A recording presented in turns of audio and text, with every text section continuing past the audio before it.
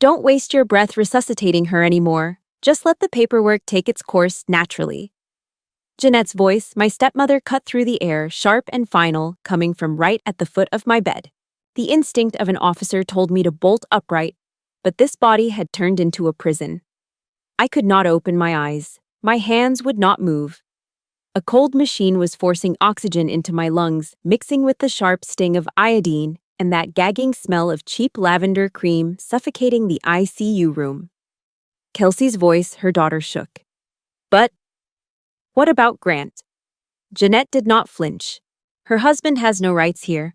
I am the one holding the medical power of attorney. I am a soldier, but the enemy killing me was not on the front lines. They were standing right here in my hospital room. Welcome to Noble Revenge, where the darkest corners of family are brought to light. If you are new here, hit that subscribe button and join our family, because this is one of the most chilling cases we have ever told. Let's open the file. That death sentence conversation happened Monday at noon, but the story leading to it started long before the machines, before the monitors, and before my stepmother decided my life was worth more as a check. That sentence was quietly drafted 11 years ago, on the exact day my father brought that woman through our front door. Silence followed her words, a heavy clinical silence that felt like a burial shroud. I lay there suspended in a state of locked-in agony. My brain was screaming, throwing commands at my body like a radio operator during a comms blackout. Index finger move, eyelids crack open. Now, nothing. The only thing that moved was my chest forced upward by the mechanical arrogance of the ventilator. Click, hiss, in, out. I was a passenger in my own skeleton, a prisoner of a healthcare system that had already written me off as a corpse with a heartbeat. Jeanette stood at the foot of my bed. I couldn't see her, but I could smell her. It was that cloying synthetic lavender lotion she'd used for a decade now, mixing with the sharp metallic tang of the ICU's disinfectant. It was a predator's scent. Military life teaches you the after-action review, the AAR. When a mission fails, you don't cry. You dissect the failure. You find the breach. As I lay there, the AAR of my life started playing in the dark of my mind. The breach wasn't a roadside bomb in Kabul or a sniper in the mountains. It was a signature on a piece of paper I'd signed over a kitchen table years ago. 11 years. That's how long the vulture had been circling. I remembered the day she moved in. My father looked happy for the first time since my mother passed. Jeanette didn't wear flashy jewelry or loud clothes. She wore sensible flats and an apron that smelled like starch. She was the picture of a modest American housewife. When my father was diagnosed with lung cancer, she didn't flinch. For 12 years, she was the saint at his bedside. I'd watch her sorting his hydrocodone and OxyContin pills into a plastic organizer with the steady detached hands of a bomb technician. I thought it was devotion. I thought it was love. I lowered my guard. I let the soldier in me go to sleep because I believed the home front was secure. I didn't realize she wasn't caring for him. She was just waiting for the timer to run out. Then came my deployment. I was 23 green and ready to save the world. My duffel bag was sitting by the front door, heavy and smelling of canvas. My father sat me down in the kitchen, his voice thin from the chemo. He handed me a clipboard, the medical power of attorney. Just a formality, Olive. He'd said, his hand trembling as he adjusted his old wool vest. I could still smell the mothballs on it. In case something happens while you're overseas, we need someone here to make the calls if you can. I looked at Jeanette. She was at the counter, her knife rhythmically thumping against a wooden board as she peeled apples. Thump, thump, thump. She smiled at me, that thin motherly curve that I now realize was just a calculation of my net worth. I took the pen. I signed my name in a single confident stroke. I handed her the keys to my autonomy and walked out the door to face IEDs in the Middle East. How ironic. I dodged shrapnel and RPGs in Afghanistan, survived the heat and the blood of the desert, only to be dismantled in a hospital bed in Washington by a woman who spent her afternoons baking pies. The ICU door creaked. The squeak of a chair followed. Jeanette was sitting down. I heard the sharp thud of a heavy 3-ring binder hitting the stainless steel bedside table. The metallic snap of the ring's opening sounded like a weapon being cocked in the quiet room. Kelsey. Jeanette's voice dropped, the fake warmth stripped away like old paint. Lock the door, look at this. I heard the scuff of Kelsey's sneakers, the click of the deadbolt. My skin crawled, but I remained as still as stone. Mom, is she?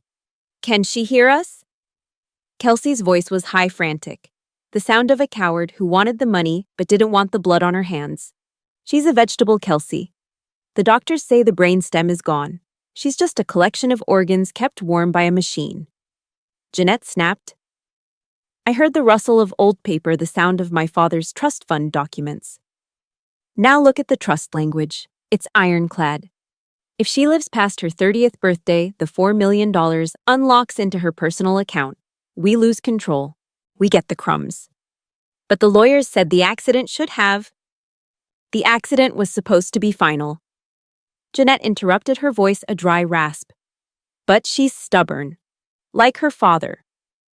We have 3 days left, Kelsey. On the 4th day, she turns 30. If she's still on that machine on Thursday morning, we are finished.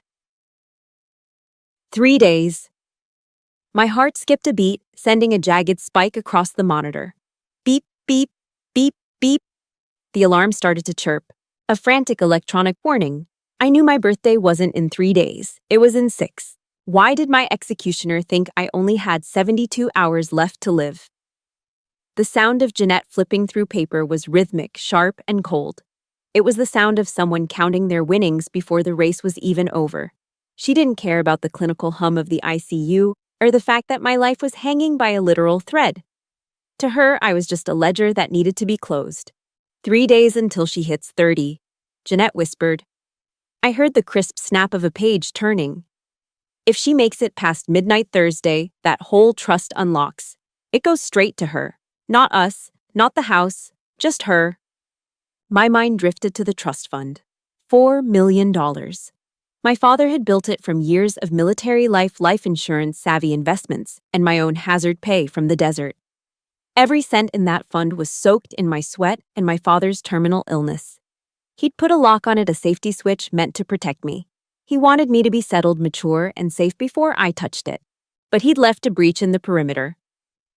If I died before that 30th birthday, the money didn't go to Grant. It didn't go to charity. It reverted to my father's estate.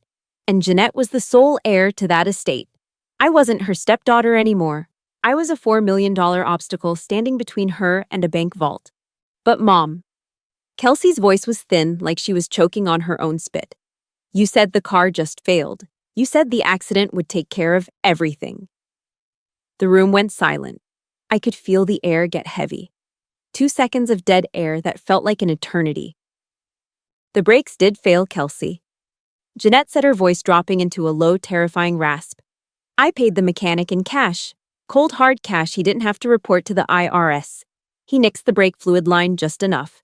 Route 42, high elevation. No guardrails. If she drove that car, she wasn't supposed to walk away. The confession hit me harder than the ventilator's forced air. The memory of Saturday morning came rushing back, violent and jagged. I saw the mile marker 42 sign flashing past. I remembered the heavy scent of the coffee Jeanette had handed me, hot black and served with a smile that should have made my skin crawl. I remembered the moment I hit the grade and pressed the pedal. Nothing. It felt like stepping into a sponge. The pedal hit the floorboard with a pathetic thud. I remembered the smell of burnt rubber as I tried to downshift. The steering wheel jerked violently, a dead weight in my hands. The world tilted. The cliff edge rushed up to meet me like a hungry mouth. Tactical driving didn't mean a damn thing when the machine beneath you had been gutted by a vulture in an apron. She'd smiled and wished me a safe trip, knowing she'd turned my SUV into a rolling coffin. The rage inside me began to boil. It was a hot, oily fire that started in my gut and surged toward my chest. I wanted to scream. I wanted to reach out, grab her by that cheap pearl necklace, and squeeze until her face matched her cold heart. My muscles seized. My fingers twitched with a violent, involuntary urge to strike. Beep, beep, beep, beep. The heart monitor exploded into life. The green line on the screen spiked into a jagged mountain range of fury. What's happening? Is she waking up? Kelsey's heels clicked rapidly as she backed away from the bed, her breath coming in panicked gasps. Jeanette leaned over me. I felt her shadow extinguish the light behind my eyelids. Her breath smelling of peppermint and greed brushed against my cheek. Killed for a paycheck, murdered by a signature. The soldier in me took over. SERE training. Survival, evasion, resistance, and escape. If I let my heart run wild, I'd be dead before sundown. I forced my brain to execute box breathing. In for 4, hold for 4, out for 4, hold for 4. I visualized the anger as a cloud of black smoke and forced it out of my lungs. I slowed the rhythm of my soul. 1 count, 2 counts.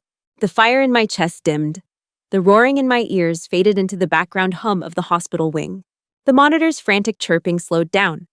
Beep, beep, beep. The line smoothed out into a steady rhythmic pulse. Relax, Kelsey.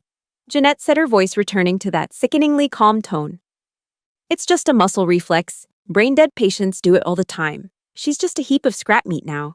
There's no soul left in there to be angry. She turned away, the sound of her sensible flats thudding on the linoleum floor. She thought she'd won.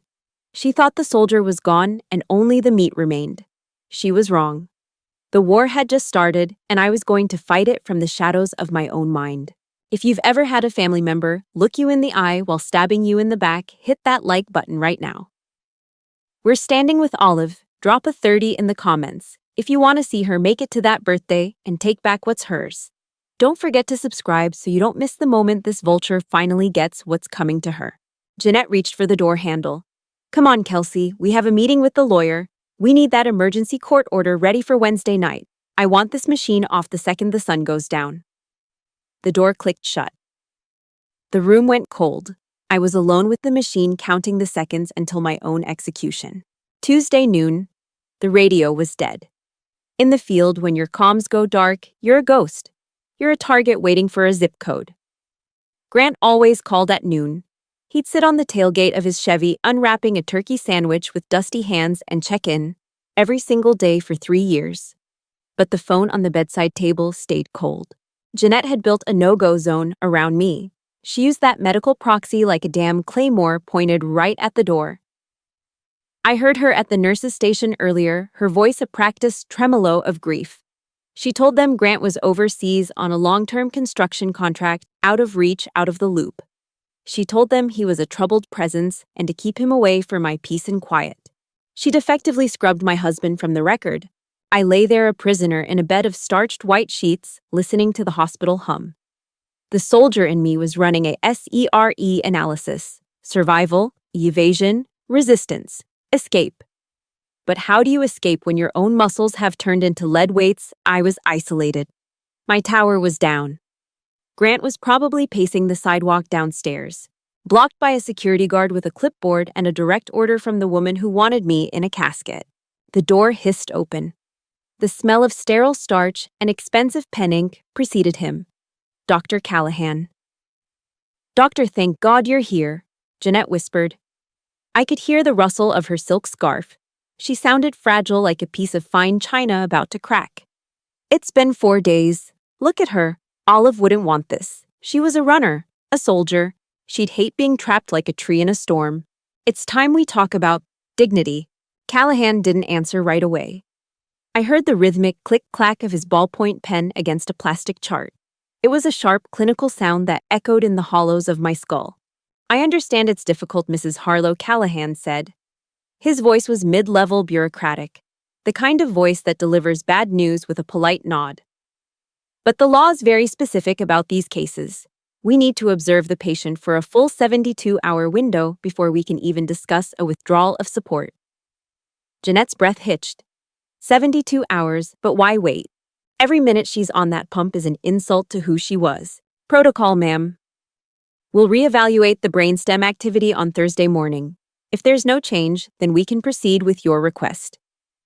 Thursday morning. My birthday. The day the trust fund safe door would swing open and hand me my life. Jeanette knew it. I could practically feel the heat of her frustration radiating from the foot of the bed. She was losing her window. Callahan's footsteps faded as he left the room.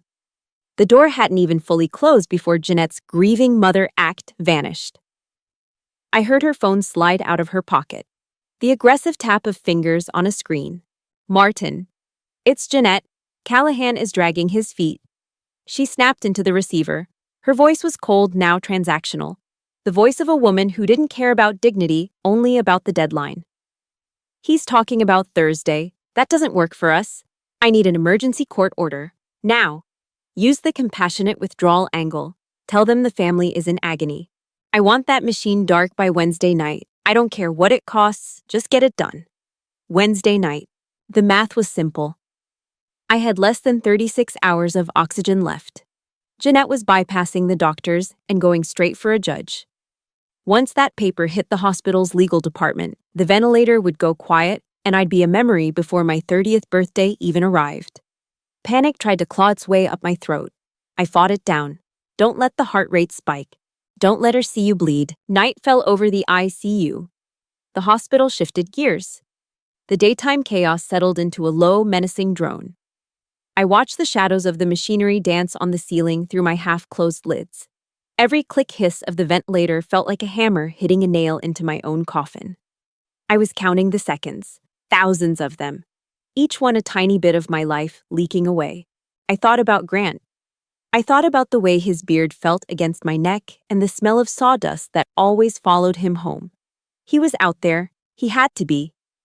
But he was fighting a ghost, and Jeanette had all the weapons. The clock on the wall ticked with an agonizing slowness. I was a prisoner behind my own eyes waiting for an executioner who didn't even have the decency to use a bullet. Exactly 2:14 a.m. The door to my room didn't hiss this time. It opened an inch, then two, in total silence. No plastic heels clicking on the linoleum. No silk scarves rustling. I heard the faint scuff of soft-soled sneakers. A pair of shoes that moved with a quiet, practiced grace across the waxed floor. The intruder stopped at my bedside. I could hear their breathing, steady, calm, not hurried. A shadow fell over me, then I felt it. A hand reached out and took hold of my left wrist. It wasn't Jeanette's delicate, perfumed hand. This hand was warm. It was thrashed by hard work, the skin rough and calloused like a piece of low-grit sandpaper. It gripped me with a firm, intentional strength. My heart hammered against my ribs, but I forced the rest of my body to stay dead. The stranger leaned down, their face inches from mine. I could smell something faint, antiseptic soap, and something else. Something human. Then the hand on my wrist squeezed. Once. Hard. Olive. A voice whispered, barely a ghost of a sound in the dark. If you can hear me, don't move a damn muscle. The hand on my wrist didn't smell like fake flowers. It smelled like industrial-grade hand sanitizer and cheap latex. No perfume, no greed.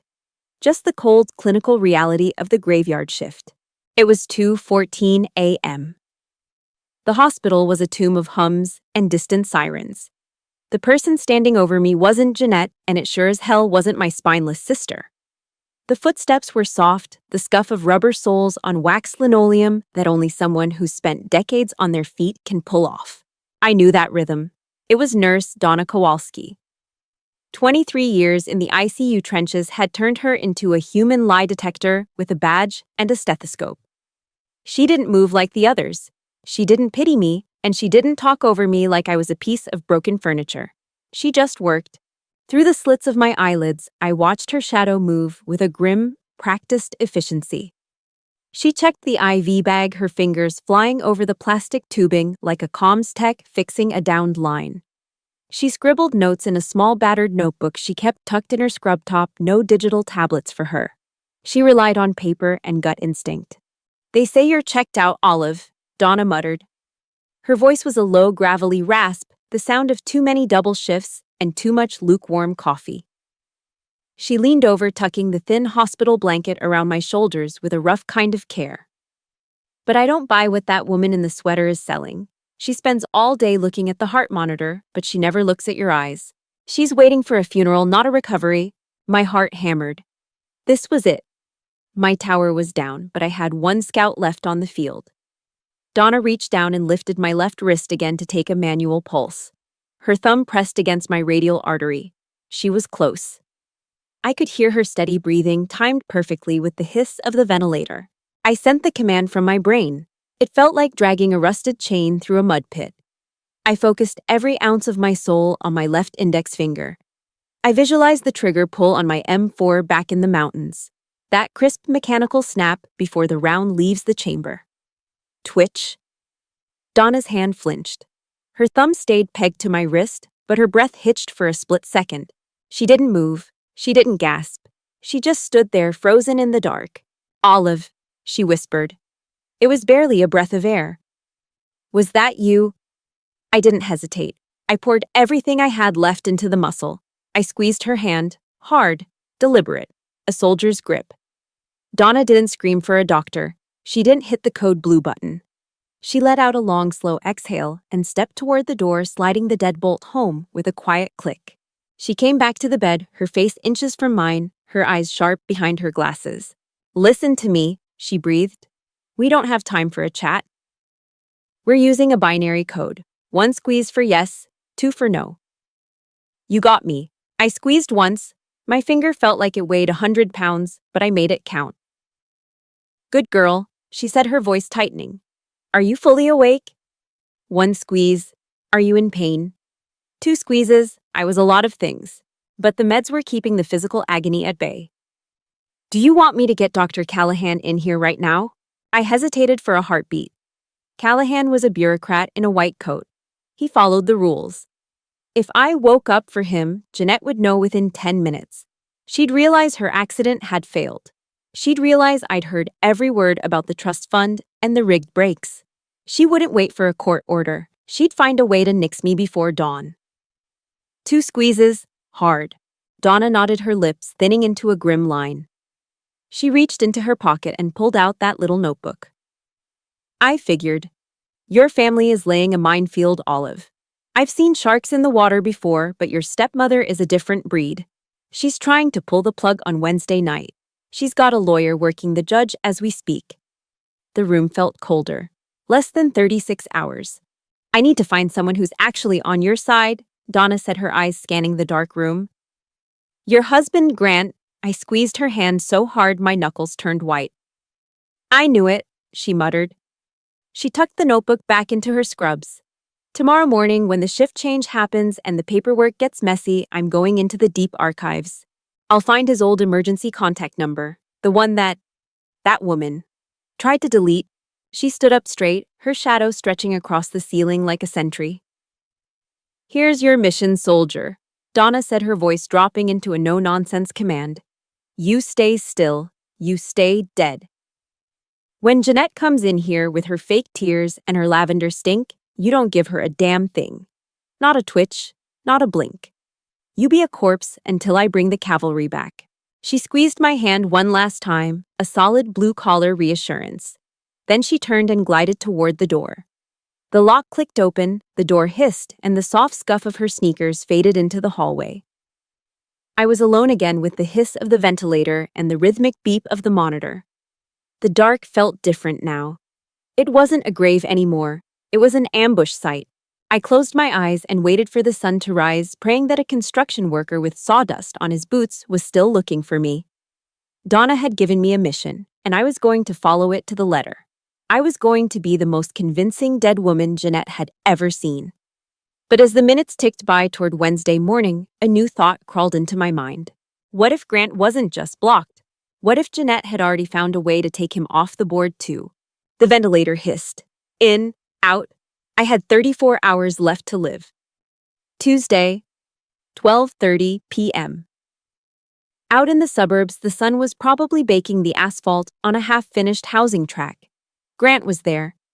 I could see him in my head, sitting on the tailgate of his battered Chevy, shaking dust out of his hair and reaching for a lukewarm thermos. He'd been locked out for days. Jeanette had scrubbed him from the visitor logs like he was a bad debt. He thought I was a goner. He thought the woman he'd spent 10 years with was just a shell waiting for a landfill.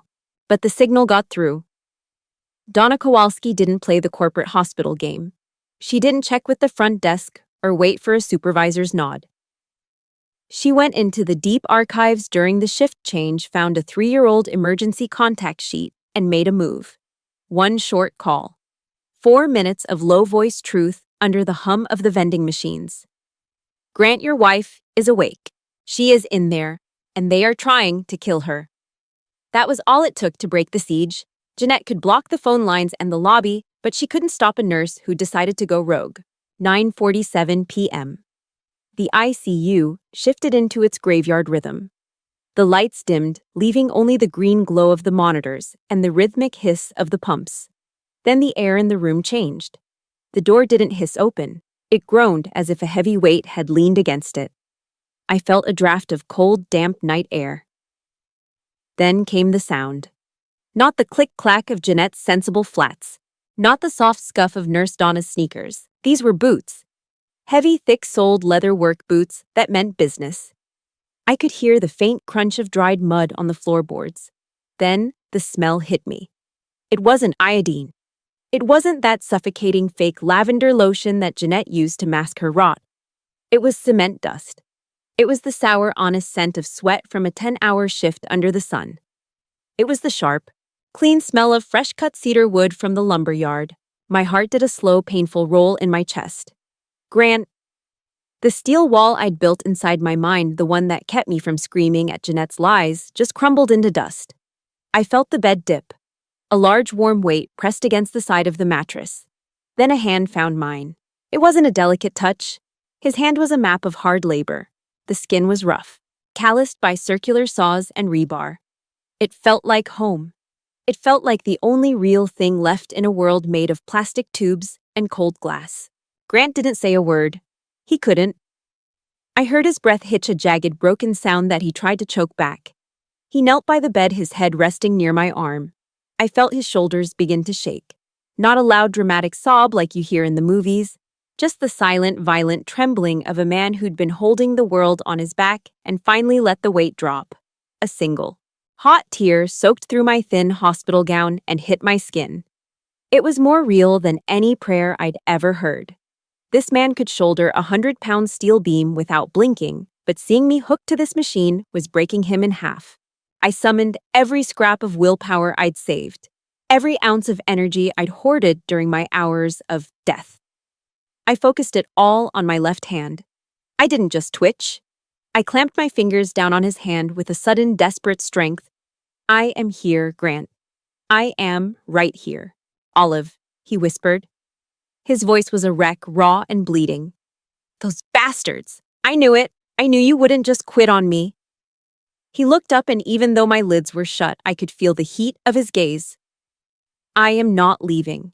Not tonight. Not ever. The door clicked again. Donna was back. She didn't waste time with, "How are you?" or "Nice to see you." She was a soldier now, and this was her command post. She pulled out her notebook, the spine cracked and worn. "Grant, listen close. We don't have long." She leaned in, her voice a sharp whisper that cut through the clinical hum. "Jeanette's got the hospital in a legal chokehold. She's bypassed Callahan. She's got an emergency court order. They are coming to pull the plug Wednesday night, tomorrow." Grant stood up. I heard the dry pop of his joints as he straightened his back. The grief was gone. The air in the room seemed to freeze as his sorrow turned into a cold, hard rage. It was the kind of anger that doesn't scream or break things. It's the kind that buys a shovel and waits for dark. He wiped his face with the back of a calloused hand, his jaw setting like a piece of granite. "She wants a legal fight." Grant's voice was like gravel under a heavy tire. He pulled his phone out, the blue light of the screen flicking across the room. "I'm calling Martin Falk. He's the meanest son of a bitch with a law degree in this county. He handled my old man's estate. He doesn't like sharks like Jeanette." He paused, his thumb hovering over the screen. "We need a trap. We need to let her think she's winning until the very second she isn't." He leaned down and kissed my forehead. His lips were dry and rough, but they felt like a promise. "Rest, Olive. You've done enough fighting. It's my turn to hold the line." He stepped back, the light of his phone illuminating a face that looked like it was carved for war. He wasn't just a husband anymore. He was the cavalry. And he was bringing the law with him. The door hissed shut. The room went quiet again, but the silence was different now. The Wednesday night deadline was still ticking, but for the first time in 4 days, I wasn't fighting alone. I was a soldier in an ambush, and the enemy was walking right into the kill zone. Wednesday morning. 12 hours until the sun goes down, and Jeanette brings the hammer of the court down with it. The ICU felt like a vacuum. Grant and Donna had pulled back to finalize the legal ambush, and Jeanette was out playing the grieving widow for a judge. That left me alone with Kelsey, my little sister, the girl I used to protect from the dark, now sitting in a vinyl chair, waiting for me to become a memory. I was exhausted. People think lying still is easy, but maintaining total paralysis is a marathon of the soul. Every nerve ending in my body was screaming for a stretch, a twitch, a simple shift of weight. My brain felt frayed like a rope holding up a truck on a cliff edge. Then it happened. A tiny involuntary spasm in my right eyelid. A microsecond of movement that I couldn't stop. Kelsey was hunched over her phone, the blue light washing out her face. She looked up. She didn't look worried. She looked annoyed, like a hunter seeing a deer move after the first shot. The scuff of her sneakers on the floor was like a gunshot in the quiet room. She stood up and walked toward the bed. I locked my mind down.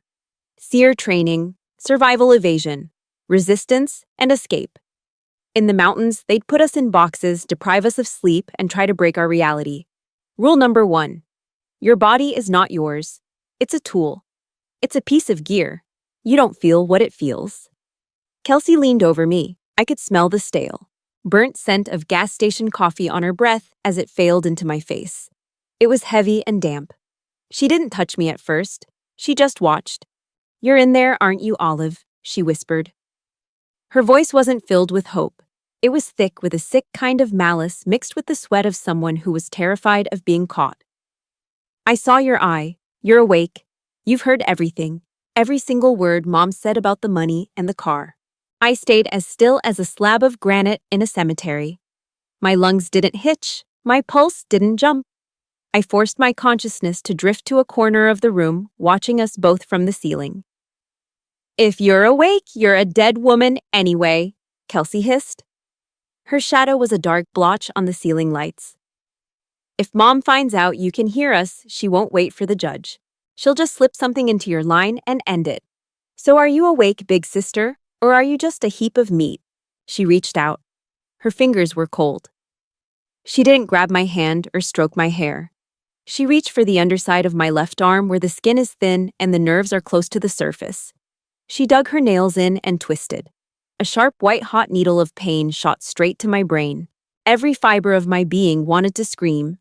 My arm wanted to jerk away from the violation. My jaw wanted to clamp shut until my teeth cracked. But I stayed dead. I used the pain as an anchor, focusing on the sensation without reacting to it. I visualized the pain as a red light on a dashboard, a signal, nothing more. In for 4. Hold for 4. Out for 4. Hold for 4.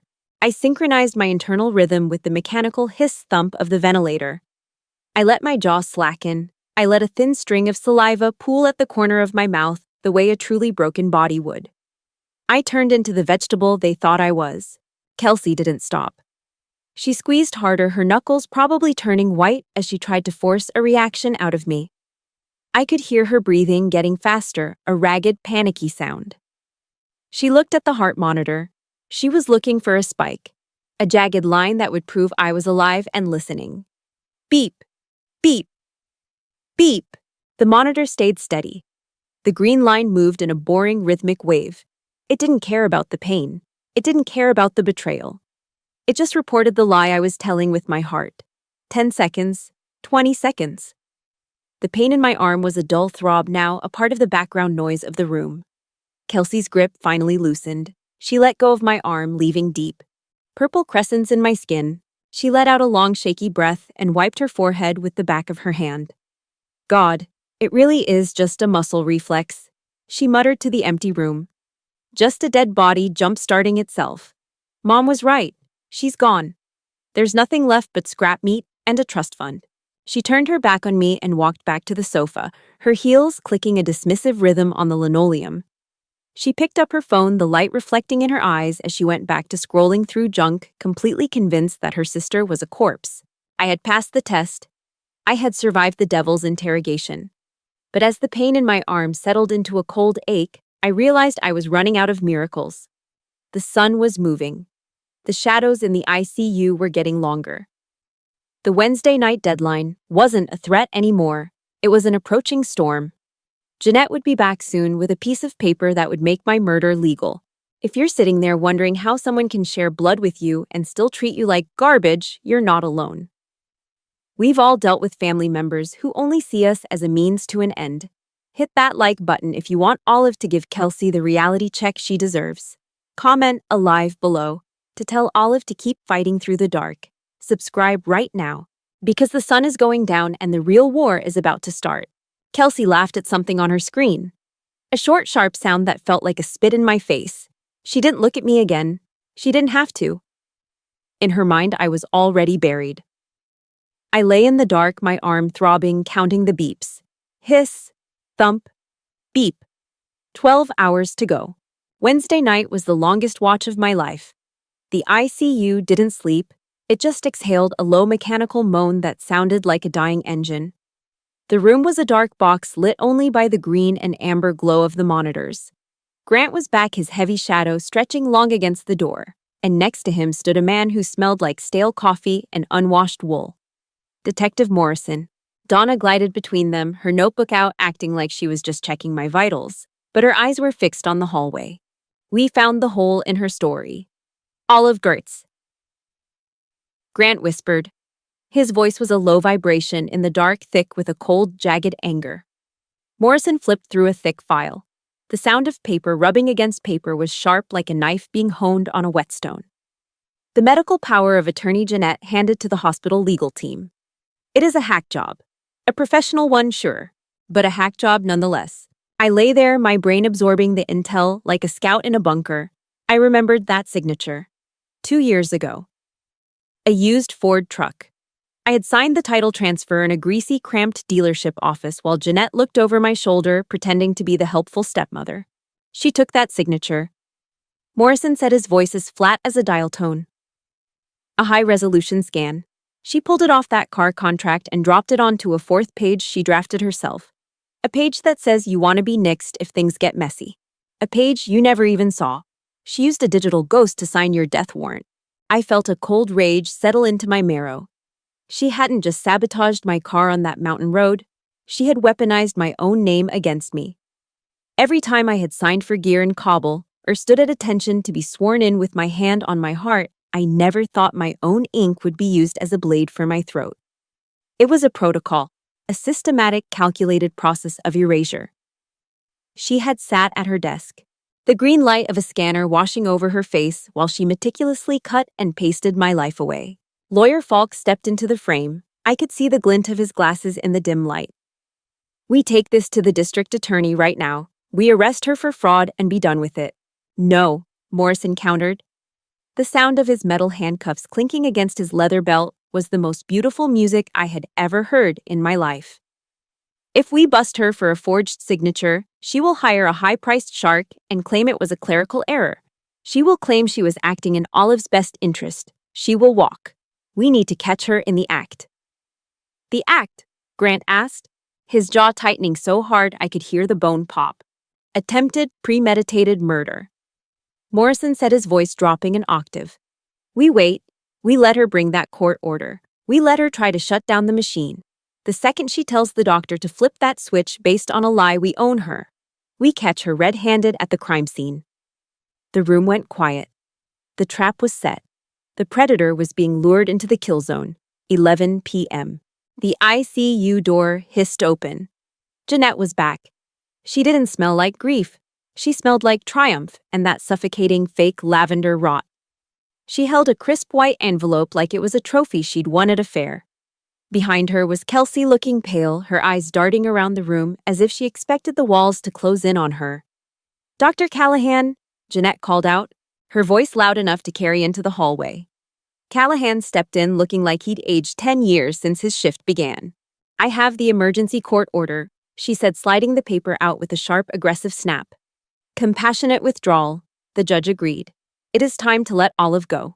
Tonight. My heart did a slow, heavy roll against my ribs. Not yet. I need 9 more hours. Just 9. Donna stepped forward. her hand moving across the monitor screen, blocking the view. "Doctor, I am seeing some erratic readings. Her heart rate is spiking, then dropping into the low 40s. Could be a sudden arrhythmia. If we pull the plug while she's in a state like this, the body could go into violent convulsions. It will be a mess for the staff and the family. The court order says a dignified exit. We should wait until the vitals stabilize tomorrow morning." Jeanette's face tightened. I could hear the grit in her teeth as she hissed, "The judge said tonight. The medical team says it is unsafe and undignified." Donna shot back, her voice a steel wall. "Give it 9 hours. Tomorrow morning, 8 a.m. Jeanette let out a long, frustrated breath. "Fine, 8 in the morning, but not a second later. I want this over with." She turned on her heel and marched out, her sensible flats thudding on the linoleum. Kelsey followed her, sneakers squeaking like a frightened animal. The room went dark again. Donna exhaled, her hand still resting on my wrist. 9 hours, Olive. Just hold on for 9 more. I didn't sleep. I watched the shadows on the ceiling. I counted the beeps. 800 hours. Thursday. The sun was a pale gray smear across the Washington skyline, visible through the gap in the hospital blinds. I was 30 years old. According to my father's trust, the lock had just clicked open. The $4 million wasn't a dream anymore. It was a legal reality. The hallway came alive. It wasn't the slow, tired sound of the night shift. It was the aggressive, confident rhythm of a predator arriving for the kill. Click, clack, click, clack. Jeanette was walking toward my room. She was wearing her best wool coat. She was coming to cash in her $4 million lottery ticket. She was coming to pull the plug. I kept my eyes shut. I focused on my breathing. I felt the presence of Morrison and Falk in the deep shadows of the corner. The door opened.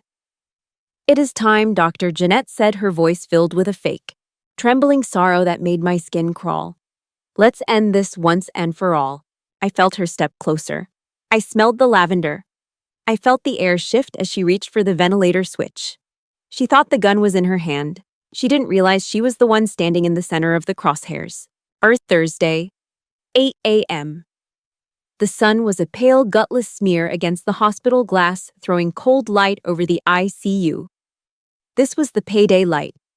The clock on the wall didn't just mark the hour, it marked the end of a 10-year wait. Somewhere in a downtown bank, a digital lock had just clicked open. The $4 million my father left behind was no longer a promise. It was a legal fact. I was 30 years old, and I was still breathing.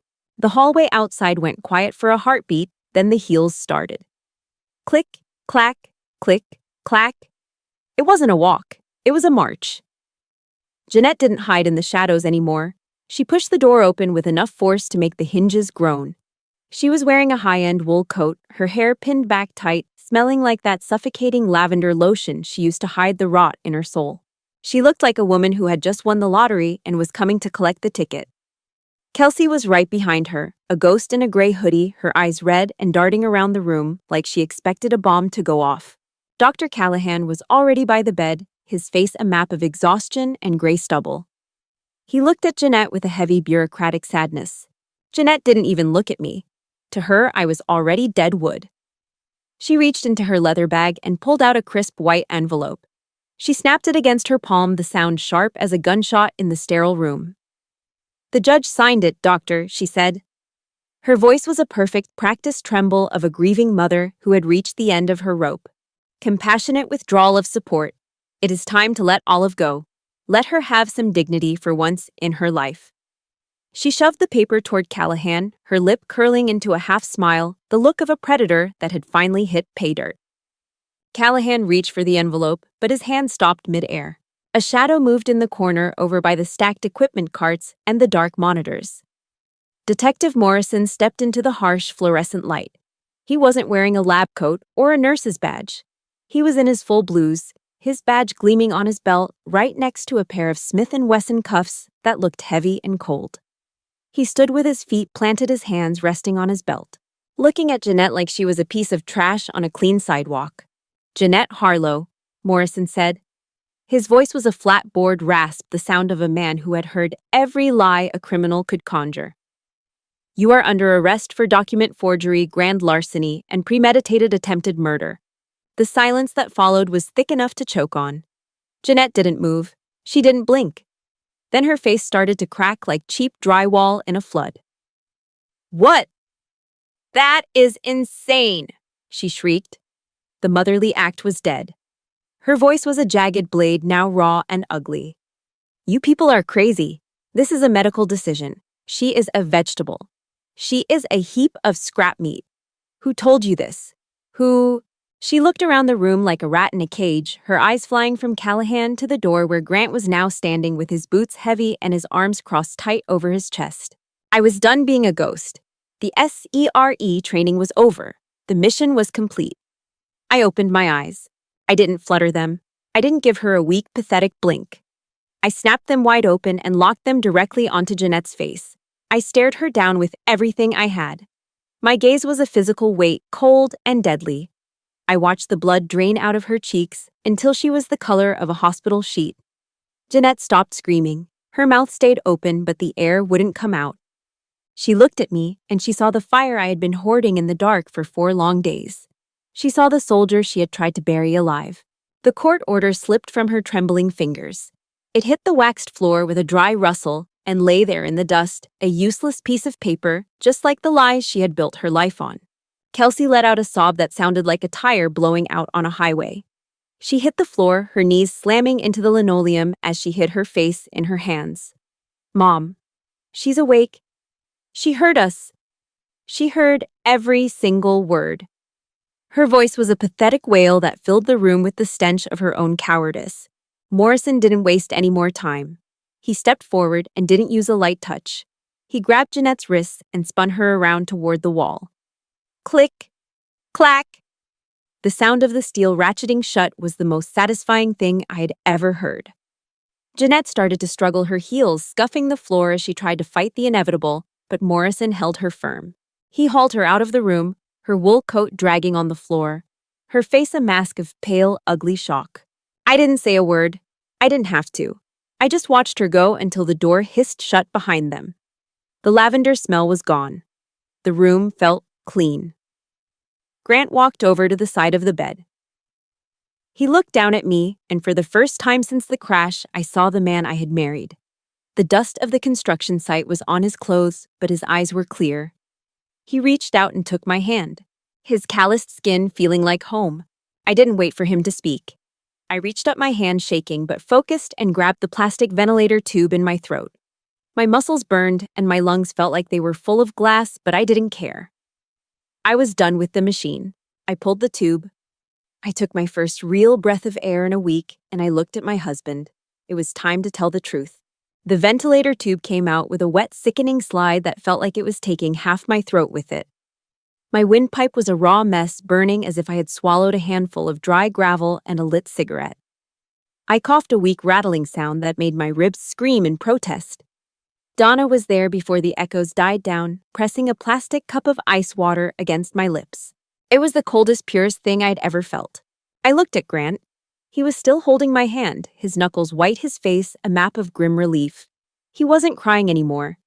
He looked like a man who had just finished a double shift at a furnace. I tried to swallow my tongue, feeling like a piece of lead in a desert. I forced the air past my vocal cords, a raspy, jagged sound that didn't even sound like me. "Thanks," I whispered. One word. The first real sound I had made in 6 days of hell. It was heavy. It was enough. 10 a.m. Thursday morning. The ICU room felt different. The predator was gone, replaced by the scent of old paper and expensive suit wool. Lawyer Martin Falk walked in his boots, silent on the linoleum. He wasn't carrying the cheap brown folders Jeanette used to wave around. He had a bright blue leather portfolio tucked under his arm, the color of a clear sky after a storm. He didn't waste time with small talk. He pulled a chair up to the bed and adjusted his glasses, his eyes sharp as a hawk's. "At 12:01 a.m. today, the digital lock on your father's primary trust fund clicked open olive." Falk said, his voice flat and professional. $4,217,000. It hit your account while you were still staring down Jeanette's handcuffs. It is yours, all of it, total control. I closed my eyes for a second, feeling the weight of it. That money was my father's life. His sweat, his silence, and Jeanette had nearly turned it into my coffin. Falk leaned in a cold, thin smile touching his lips. But here is the part your stepmother never bothered to read in the fine print. Your father wasn't as blind as she thought he was. He had a criminal exclusion clause baked into the bedrock of that trust. The room went quiet. Grant looked up, his brow furrowed. It is a poison pill. Falk continued flipping to a page near the back of the blue folder. It states that if any secondary beneficiary, in this case Jeanette, is found to have committed a felony or a life-threatening act against the primary heir, their claim is erased. Permanently. Even if she had managed to kill you last night before the cops stepped out of the shadows, she would have gotten zero. Not a red cent. The entire fund would have been diverted to a veterans charity the second the police report was filed. Your father saw her coming a mile away. I looked at the ceiling, a bitter laugh dying in my raw throat. My old man had left me a shield from beyond the grave. He had known exactly what kind of shark he'd brought into the house. He'd let her think she was winning, let her sharpen her knives, all while she was walking straight into a legal meat grinder he'd built years ago. 1 week later. The news was full of it, but I didn't watch. I didn't need to. I knew the facts. Jeanette was sitting in a county cell after a judge laughed at her bail request. She was looking at 20 years for premeditated attempted murder and enough fraud counts to bury a city. The mechanic she'd paid off had folded like a cheap suit the second he saw the badges. Singing like a bird about the cut brake lines, Kelsey, ever the coward, had taken a plea deal. She'd rolled on her own mother to save her skin, trading a life sentence for 4 years in a federal pen. They had nothing left. No trust fund, no payout, no legacy. I sat in the hospital chair, my back straight, watching the nurses move in the hall. I had one more thing to finish. I picked up my phone and called the bank. The Harlow property on Oak Street. I said, my voice steady and cold. It is in my father's name. I want it foreclosed. Today. Clear out every stitch of clothing, every piece of furniture. Sell the dirt if you have to. I want every trace of that woman scrubbed off the map. The house was a shell. Just like the family they thought they had. A heavy envelope sat on my lap. It was a letter from Kelsey sent from the intake center. 4 pages of tear-stained, desperate whining. She wrote about her student loans. She wrote about how Jeanette had forced her into the room that morning. She begged for a sister's mercy. She asked for a check to cover her legal fees. I smelled the cheap, ink-heavy paper. It smelled like the same rot that lived in the lavender lotion. I didn't finish reading it. I stood up, walked over to the small shredder in the hospital's administrative wing, and fed the pages in. The machine groaned its steel teeth, grinding the paper into white ribbons of nothing. The sound was clean. It was final. I didn't send a reply. I didn't owe her a single breath. The bloodline was dead, and I was the only one left standing. I walked back to my room, my boots heavy and solid on the floor. I looked at the window. The sun was finally high in the sky, and for the first time in my life, I wasn't looking for cover. I turned to Grant. Pack the bags, I said. We're going home. But as we walked toward the exit, my phone buzzed in my pocket. A private number. A text message with no name. You think a cage can hold a woman like her? Look at the news, Olive, now, 6 months later. The house is quiet, and for the first time in a decade, that quiet doesn't feel like a threat. We moved out to the suburbs far enough from the DC sprawl that the air actually tastes like air instead of exhaust and desperation. I am sitting in my home office. I chose the paint myself, a soft, muted sage green. It's a color that doesn't remind me of hospital scrubs or the sterile plastic of an ICU. It's the color of a forest after a long rain. It's the color of a second chance. Military discipline didn't leave me when I pulled that tube out of my throat. It just changed shape. I don't wake up for a mission anymore. I wake up for the miles. I run 5 miles every single morning, my boots hitting the pavement with a steady rhythmic thud that tells my brain I'm still here. My lungs don't burn with glass anymore. They burn with the honest heat of a body that refused to quit. On the windowsill, sitting in the morning sun, is a pot of fresh basil. It's the same kind of plant I was worried about right before I stepped into that sabotaged Chevy 6 months ago. The original plant died in the dark of that old house, but this one is thriving. Its leaves are vibrant, reaching up toward the glass, soaking in every scrap of light it can find. I lean down and crush a leaf between my fingers. The smell is sharp and real. No more iodine, no more fake lavender rot. Just life. 1 year later. 10 p.m. The Washington fog is heavy tonight, a thick gray curtain that wraps around the General Hospital like a shroud. I pull my wool coat tighter and walk through the sliding glass doors of the lobby. I walk past the gift shop and the empty cafeteria. I don't look for Dr. Callahan. I don't look for the lawyers. I go straight to the third floor. Back to the graveyard shift at the ICU. The unit is quiet, lit only by the low hum of the monitors and the soft glow of the nursing station. Donna Kowalski is there, sitting in the same chair she occupied during the worst week of my life. She's leaning over a stack of charts, her reading glasses perched on the end of her nose. She looks tired, the kind of deep, bone-weary exhaustion that comes from holding people's hands while they drift away. She hears my footsteps and looks up. Her pen stops moving. For a second, she just stares, her eyes widening as she processes the woman standing in front of her. Standing tall, standing. Strong, standing, without a machine. Olive, she whispers, her voice a mix of shock and something that sounds like a prayer answered. I don't say much. Soldiers and nurses, we don't do big flowery speeches. I step forward and place a simple box on her desk, tied with a plain ribbon. Inside is a pair of the best professional nursing shoes money can buy. Lightweight. Memory foam insoles. The kind of gear that makes a 12-hour shift feel a little less like a slow crawl through broken glass. For the night shifts, I say, my voice steady and clear. Donna looks at the box, then back at me. Her eyes get glossy and the wrinkles around them deepen. She doesn't thank me for the money or the gift. She knows what this is. This is a salute. She stands up and pulls me into a hug. It's short, it's tight, and it's filled with the kind of understanding you only get from people who have survived the trenches together. I might have survived the bombs on the front lines, but the person who saved my life in the middle of a family war was a woman with a notebook and a pair of scuffing sneakers. I walk back out to the parking lot. The air is cold and damp, but I welcome it. Grant is waiting in the truck, the engine idling, the heater blowing a warm breeze into the cabin. He reaches over and hands me a paper cup of black coffee, hot, bitter, and honest. I take a sip and feel the warmth spread through my chest. Ready? He asks, his hand resting on the gear shift. Yeah, I say. Let's go home. Truth is a jagged thing. It's a surgical blade that cuts through the tumors of toxic bloodlines and fake smiles. It hurts like hell when it's happening, but once the rot is gone, you can finally start to heal. I am Olive Wooten. I am a veteran. I am a survivor. And I am finally free. Thank you for listening to Noble Revenge. This story was about more than just money. It was about the courage to wake up when everyone else wants you to stay asleep. If you've ever had to walk away from a toxic situation or sweep up the pieces of a broken family, I want to hear your story. Leave a comment below.